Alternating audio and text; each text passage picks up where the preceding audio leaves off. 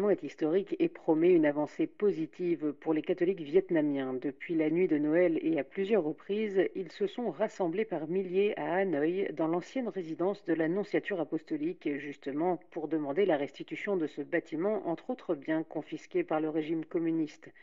Un régime qui, comme nous l'indique le père de Charentenay, jésuite et directeur de la revue Études, surveille de très près la communauté catholique. Les mouvements catholiques sont particulièrement vérifiés et contrôlés. Les services secrets vietnamiens vérifient qui va à la messe, qui vient dire la messe, si ce sont des prêtres officiels ou des prêtres clandestins. Donc on est quand même dans un régime très sévère. Donc là-dedans, qu'il y ait des manifestations, c'est quelque chose de tout à fait nouveau. Comment se fait-il que personne n'ose nous répondre sur ces manifestations? On est dans un régime de surveillance, donc éventuellement les téléphones et tout ça sont également surveillés.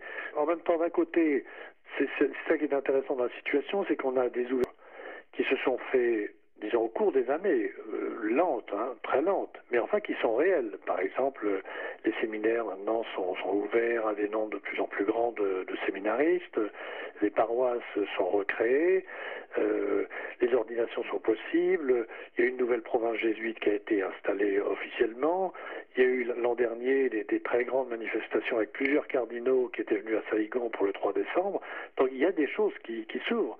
Et comme disait le cardinal de Saïgon, il disait « Nous ouvrons la porte doucement, nous poussons la porte ». Alors, je pense que leur idée n'est pas, c'est ce que disait le cardinal de Saïgon, n'est pas de renverser le régime, mais d'obtenir qu'il y ait davantage de liberté pour l'Église, que l'Église puisse récupérer un certain nombre de bâtiments. Par exemple, il visait l'Annonciature apostolique à Hanoï, qui est un bâtiment aux mains du gouvernement, et le grand séminaire de Da Nang, qui est un grand séminaire tout à fait symbolique, qui est un séminaire universitaire pour l'instant est aux mains des services vietnamiens, mais qui voudrait bien récupérer. Mais on ne peut pas trop en parler parce que il y a un risque quand même, étant donné la surveillance auquel l'ensemble des responsables catholiques dont ils font l'objet.